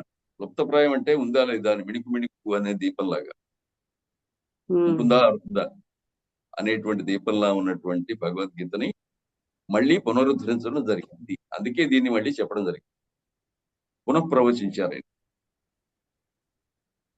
భగవద్గీత అనేది మళ్ళీ చెప్పాల్సిన అవసరం వచ్చింది. ఎందుకంటే అది మరుగున పడిపోయే అవకాశం ఏర్పడింది. కాబట్టి దీన్ని మళ్ళీ ఒక మాట రివిజన్ చేశాడు.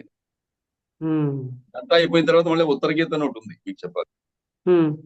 ఈ హడావుడిలో నేను సరిగ్గా విన్నాను, కొన్ని సరిగ్గా వినలేదు, మళ్ళీ చెప్పమన్నాడు. తర్వాత అప్పుడు మళ్ళీ ఉత్తర గీత అని ఉంటుంది. అది వేరే సబ్జెక్ట్ అనుకోండి.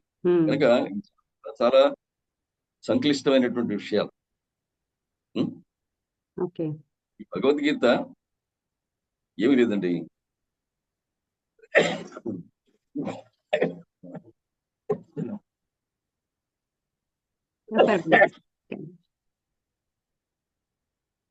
డిటాచ్మెంట్ అంటే ఏంటి? డిటాచ్మెంట్ డిటాచ్మెంట్ అంటే వైరాగ్యం కదా. నాన్ అటాచ్మెంట్ అని కూడా అంటారు దీన్ని. ఏమండి, నేనేం చెప్తానంటే ఎగ్జాంపుల్, చేతికి కొబ్బరి నూనె రాసుకుని నీళ్ళలో పెట్టడం. చేతికి కొబ్బరి నూనె రాసుకుని నీళ్ళలో పెడితే ఏమవుతుంది? నీళ్లు మన చేతికి అంటుకోవు. అలాగే మన సంసారంలో ఉంటారు. నేను ఉదాహరణ చెప్తూ ఉంటాను. ఎందుకంటే నూనె అనే దానికి నీరు అంటదు. ఆ రకంగా మనస్సును తయారు చేసుకోవాలి. మనస్సుకి ఈ పుణ్యపాప బంధాలు అంటకుండా ఉండేలాగా కర్మలు చేయడం తప్పదు. నహి కశ్చిత్ క్షణమపి, నువ్వు కర్మ చేయకుండా క్షణం కూడా ఉండలేవు. శ్వాసించకుండా క్షణం ఉండగలవు. కనురెప్పలు వేయకుండా ఉండగలవా? ఏదో ఒక అవయాన్ని అటు ఇటు తిప్పకుండా ఉండగలవా? కాలో చెయ్యం పడిస్తూ ఉండాలి, తప్పదు. యాక్టివిటీ ఉండాలి. యాక్టివిటీ అనేది లేకుండా ఉండలేవు. లేకపోతే రాయికి మనకి తేడా ఏమిటి? జీవులం కదా, అవరాలం కాదు కదా. కాబట్టి మనకి ప్రాణం ఉంది కాబట్టి మనకి కదలికలు కూడా ఉంటాయి. కదలికలు లేకుండా ఉండడం అనేది ఎవరికి సాధ్యమయ్యే పని కాదు. అందుకే ఇంత సాధన ఎందుకు అంటే సహజమైన లక్షణానికి విరుద్ధంగా మనం దాన్ని శిక్షణ ఇవ్వడం జరుగుతుంది. కాబట్టి దీనికోసం ఇంత చెప్పాల్సినటువంటి అవసరం. సహజంగా ఉండేవాళ్ళు ఎప్పుడు కనురెప్పలు ఏమని ఎవరు చెప్పాలి? శాసించమని ఎవరు చెప్పాలి? ఏదైనా ఆపద ఉంటే అమ్మో అని వెనక్కి వచ్చేయడం భయం ఎవరు చెప్పాలి? సహజంగా ఉన్నవి ఎవరికి. కనుక సహజంగా ఉన్నవి చెప్పక్కర్లేదు. అవసరమైనవి ఏమున్నాయి? ఏది తెలుసుకుంటే ఇక తెలుసుకోవాల్సింది ఏది ఉండదో అదే అది తెలుసుకునేదాకా ఈ సాధన. భగవద్గీత ఒకటి తెలిస్తే ఇంకా జీవితంలో తెలుసుకోవాల్సింది ఏది? ఏం చేయాలి? దీనికి అల్టిమేట్ ఎయిమ్ ఏమిటి? ఫలాపేక్ష లేకుండా పనిచేయాలి. కోర్ మెసేజ్ అది. అంతే. Core message of Gita is you should put your mind on duty alone, not think about the result. అప్పుడు ఏమవుతుందంటే నీ మనస్సు పనిలో లగ్నం అవుతుంది.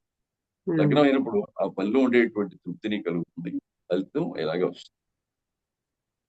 పని చేయడానికే నీకు అధికారం ఉంది కానీ రిజల్ట్ మీద లేదు.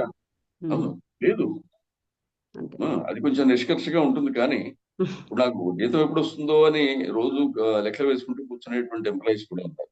చూశాను, మాకు ఉండేవారు. ఎన్ని కటింగ్లు అవుతాయి, ఎంత వస్తుంది మనకి, మళ్ళీ అడ్వాన్స్ పెట్టుకోవాలా, వీళ్ళకి డ్యూటీని వదిలేసి ఇవన్నీ చేస్తున్నాడు. మరి డ్యూటీ ఏం చేస్తున్నట్లు లెక్క, ఇప్పుడు మనసు ఎక్కడ ఉంది? కాబట్టి ఇది కరెక్ట్ కాదు కదా. చేయకుండా సుపీరియర్ కంట్రోల్ పడ్డాడు అనుకోండి, వాటి మీద యాక్షన్ ఉంటుందా ఉండదా? అసలుకే మోసం. కాబట్టి జీతం నీకు వస్తుంది, వచ్చే టైం వచ్చినప్పుడు ఖచ్చితంగా వచ్చి తీరుతుంది. దానిలో ఏమాత్రం సందేహం లేదు. డౌట్ ఎందుకు పెట్టుకోవాలి? ఇప్పుడు ఆటో కూడా మన తీసుకొస్తాడండి, వాడు డబ్బులు ఇస్తున్నావా ఇవ్వట్లేదా?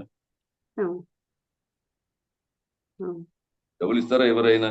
అని వాడు ఆలోచిస్తూ కూర్చుంటే డ్రైవింగ్ ఏం చేస్తాడు? డ్రైవ్ చేయలేడు. కరెక్ట్. డ్రైవ్ చేయలేడు.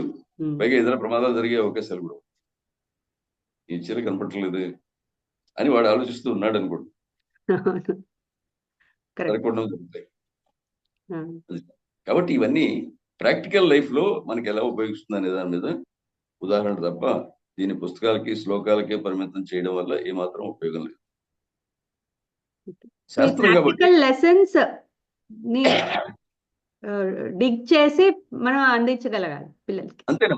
ఇప్పుడు all depends upon how easily we present the things. Correct correct. ఏమండి, అవును. భగవద్గీతని ఫన్ రూపంలో చెప్పచ్చు, రిడిల్స్ రూపంలో చెప్పచ్చు, డైలాగ్స్ రూపంలో చెప్పచ్చు. స్టూడెంట్స్ నేను తయారు చేశాను తర్వాత పంపుతాను. డిబేట్ బిట్వీన్ స్కూల్ కిడ్స్, అలాగే ఒక అడాలసెంట్ స్టేజ్కి వచ్చిన వాళ్ళు, యూత్, వాళ్ళ సంబంధం ఎలా ఉంటుంది, చదివిన వాళ్ళు, మిడిల్ ఏజ్ లో ఉన్న వాళ్ళకి ఎలా ఉంటుంది, ఏమంటే ఎక్కువ అవుతుందమ్మా? ఒక్కసారి ఇప్పుడు వచ్చింది. సో అదే పిల్లలకి ఇది ఏ రకంగా మనం చెప్పచ్చు అన్న దాని మీద చెప్తున్నారు. ఏ రూపంలో, పాటల రూపంలో, రిడిల్స్ రూపంలో. అవును అవును అవును. ఇప్పుడు వాటిని రిడిల్స్ రూపంలో ఏమండి పాఠశాల విద్యార్థులకు వచ్చిన అర్థం కావడానికి మన దగ్గర తీసుకెళ్ళచ్చు.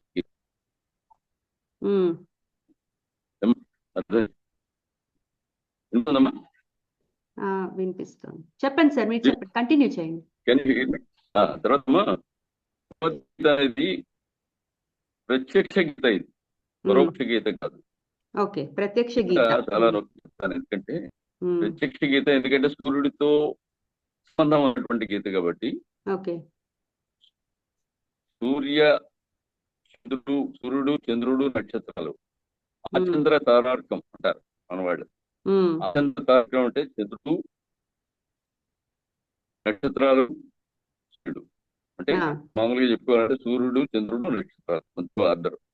కాబట్టి సూర్యుడు, చంద్రుడు, నక్షత్రాలు ఎంతకాలం అయితే ఉంటారు,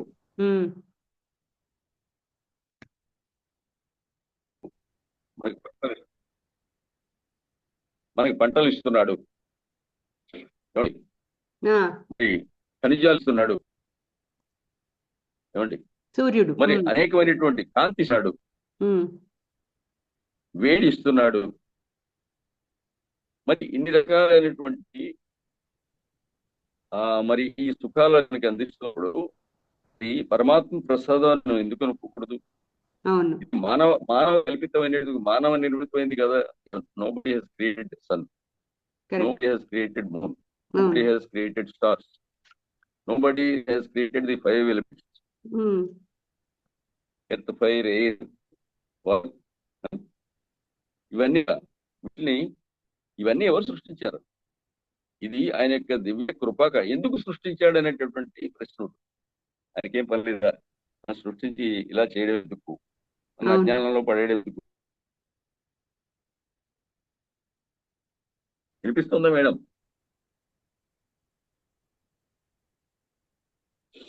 మన సంతానాన్ని సక్రమమైనటువంటి పద్ధతిలో మనం పెట్టుకున్నామా లేదా?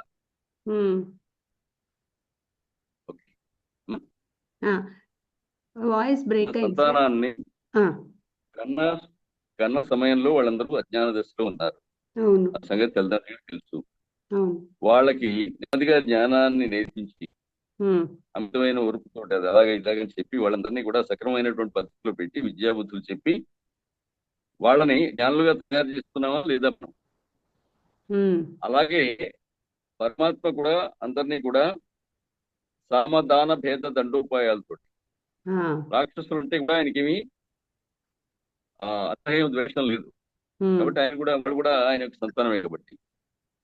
కాబట్టి పరమాత్మ అందరినీ వాళ్ళకి ఎలా చెప్పాలో ఆ పద్ధతుల్లో చెప్పి వాళ్ళకి ముక్తి మోక్షాన్ని ప్రసాదిస్తూ ఉంటాడు. వాళ్ళని సక్రమైనటువంటి మార్గాల్లో పెడుతూ ఉంటాడు. కొందరిని సంహరిస్తే గానీ కుదరదు. సంహరించడం కూడా ఇది ఆయన యొక్క అవతార లక్ష్యాల్లో ఒకటి. కాబట్టి చెడు ఇక్కడ దుర్మాడకపోతే చెడు విస్తరించిపోతుంది సమాజంలో. కనుక అది మిగతా వాళ్ళకి ఒక గుణపాఠంలా పనికొస్తుంది అనమాట. సంగతి చెప్పండి నెక్స్ట్. Okay sir. సో ఇది ఇంపార్టెంట్ పిల్లలకి భగవద్గీత యొక్క, అంటే భగవద్గీతని ఇట్లా శ్లోక రూపంలో కాకుండా అది తత్వ అంటే అలా నడుస్తూ వస్తోంది కొన్ని యుగాల నుంచి. అవునండి అవునండి మీరు చెప్తున్నది అది. సో అది అర్థం చేసుకోవాలి. సృష్టి మనకి స్పష్టంగా పదార్థ రూపంలో కనిపిస్తోంది, కాంతి రూపంలో, భూమి రూపంలో, జలం రూపంలో, వాయువు రూపంలో. అవును, మనం నడుస్తున్నాం, కాంతిని సూర్యుడి నుంచి గ్రహిస్తున్నాం. అవును.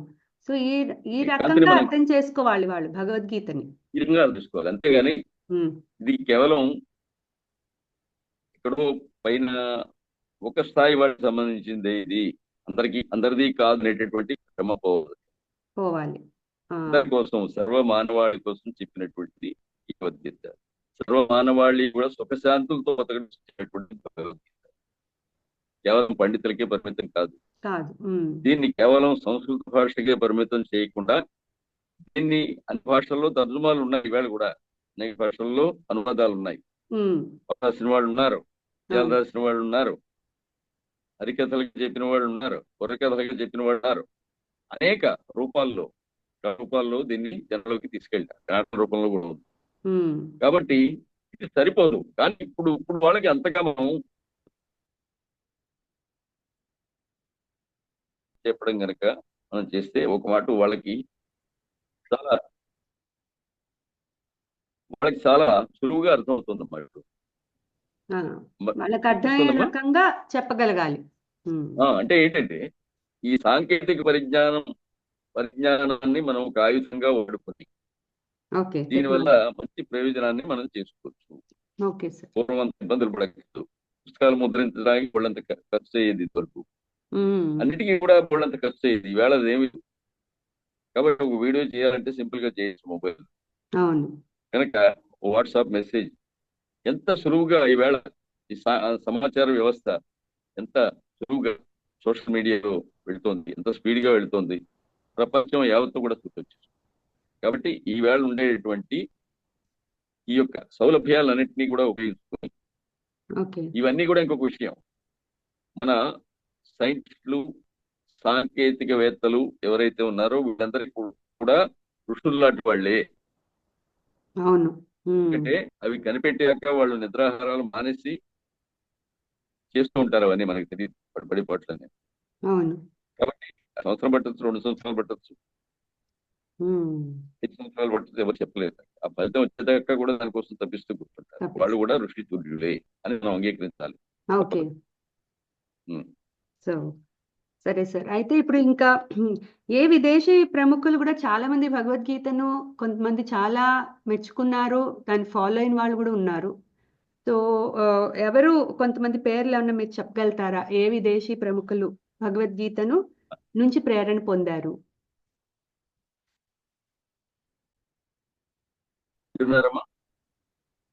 ఏం సార్ వినిపిస్తుంది? అబ్దుల్ కలాం గారు. అబ్దుల్ కలాం, ఓకే. ఏమండి, కేరళ గవర్నర్ ఎవరు ఉండేవారు, ఇప్పుడు కూడా ఉన్నారు వారు. వారికి భగవద్గీత ప్రాణం. ఏమండి, హైందవేతరులలో కూడా పెద్ద పదవుల్లో ఉన్నవాళ్ళు అనేక మంది గీతని పాటిస్తున్నారు. ఇప్పుడు మీ కోర్టులో భగవద్గీత మీదే ప్రమాణం చేయిస్తారు, అవునా?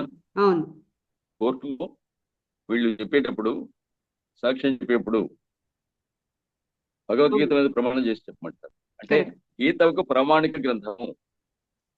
గీత ప్రామాణిక గ్రంథం, ప్రతిదానికి ప్రామాణికమే. ఎలా జీవించాలో చెప్పడానికి ప్రామాణికం, ఎలా తినాలో చెప్పడానికి ప్రామాణికం, ఎలా నిద్రపోవాలో చెప్పడం, ఎలా ప్రార్థించాలో చెప్పడం, ఎలా ఆలోచించాలో చెప్పడం, ఎలా సమాజంలో వ్యవహరించాలి, ఏ రకంగా రిలేషన్స్ ఎలా డెవలప్ చేసుకోవాలి, ఎవరికి వెళ్ళాలి.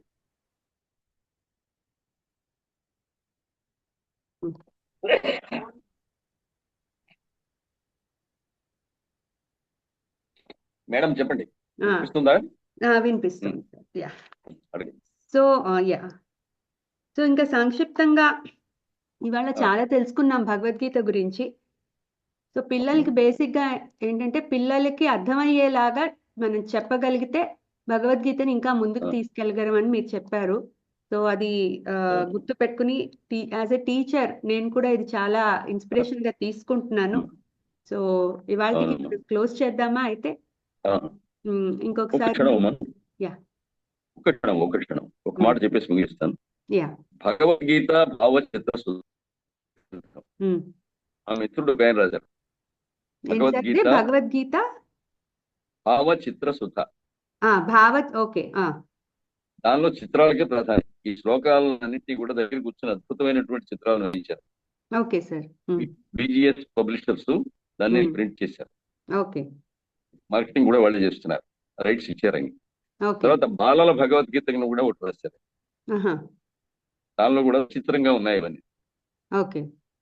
కాబట్టి వీటిలో చక్కటి ఆర్ట్ పేపర్ మీద అవి ముద్రించబడి ఉన్నాయి. ఓకే. మీకు కావాలంటే కాంటాక్ట్ నెంబర్ ఇస్తాను, మీకు పోస్ట్ కూడా పంపిస్తారు. అలాగే సార్, షూర్.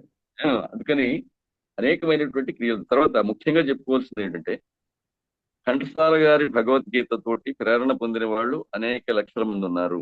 అవును. ఘంటసాల గారి భగవద్గీత లేకపోతే దాని గురించి ఎవరికి తెలియదు, ఈ ఉపన్యాసాలు ఎవరికి అర్థం అవ్వదు. ఆయన సత్యయుక్తంగా పాడి అందరికీ తెలిసే భాషలో చెప్పారు కాబట్టి నేను కూడా నాతో కూడా కలిపి అర్థమై ఉండేది కాదు. ఓకే. ఆయన చెప్పడం వల్లే అర్థమైంది. ఆయన కోట్లాది మందికి భగవద్గీతలో ప్రేరణ. తర్వాత లతా మంగేష్కర్ కూడా లతా గీత అని పాడారు. ఎవడు కూడా 2 అధ్యాయాలు పడారు, 9వ అధ్యాయం 12వ అధ్యాయం. ఆవిడ తరహాలో పాడారు హిందుస్థానీ బాణీలో. కాబట్టి అనేక మంది స్వామీజీలు వాళ్ళు చెప్తూ ఉంటారు కూడా రకరకాలు. కాబట్టి దీనిలో విస్తృతమైనటువంటి ప్రచారం, సోషల్ మీడియా పుణ్యం అని విస్తృతమైనటువంటి ప్రచారం జరుగుతోంది. అయితే మనం దాన్ని ఏది తీసుకోలో తినేటువంటి స్థితి. ఒక 1000 రకాల పదార్థాలు ఉంటే దానిలో సెలెక్ట్ చేసుకోవాలంటే ఏదో గజిబిజి అయిపోతున్నారు. కాబట్టి ఈవేళ రాశి పెరిగింది, వాసి తగ్గిపోయింది. క్వాంటిటీ పెరిగింది, క్వాలిటీ తగ్గిపోయింది. కనుక మనం ఏది తీసుకోవాలి అనేటటువంటి విచక్షణ మనం ఉపయోగించాలి. అదే భగవద్గీత చెప్పింది. ఉండడం ఎన్ని ఉంటాయి, కానీ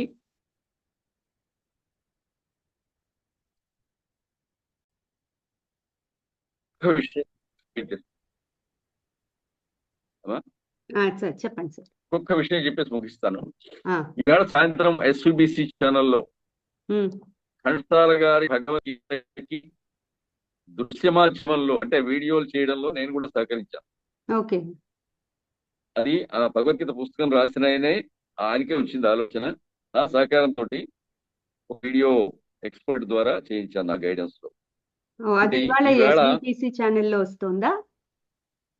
ఈవేళ 6 గంటలకు వస్తుంది. ఆయన పర్మిషన్ తీసుకున్నాడు. ఈవేళ 6 గంటలకి మెసేజ్ పెట్టాను. మెసేజ్ లో ఉంది అది. విజువల్ పెట్టాను చూడండి. చూసాను. సాయంత్రం 6 గంటలకి వీడియో వినేవాళ్ళందరూ కూడా తర్వాత వినేవాళ్ళకి అవకాశం లేకపోతుంది. కానీ ఇంకా మీరు ఎడిటింగ్ చేయాలి కదమ్మా ఇది? లేదు సార్, ఇట్లాగే చూస్తాం. ఓకే. ఈవేళ వచ్చిన వాళ్ళందరూ మాత్రం తప్పనిసరిగా SVBC ఛానల్లో దృశ్య సహిత భగవద్గీత శ్లోకాలు ఘంటసాల గారు పాడినటువంటి శ్లోకాలకి మొట్టమొదటి ప్రపంచంలో విజువల్స్ చేయించింది రాజు గారు, శ్రీనివాస సోమరాజు గారిని. అవి నా ద్వారా జరిగింది. చెప్తాను సార్, షూర్. నాకు విడదీయరానటువంటి అనుబంధం ఉందమ్మా. Okay sir, thank you so much. Bhagavad Gita తోటి నాకు విడదీయరానటువంటి అనుబంధం.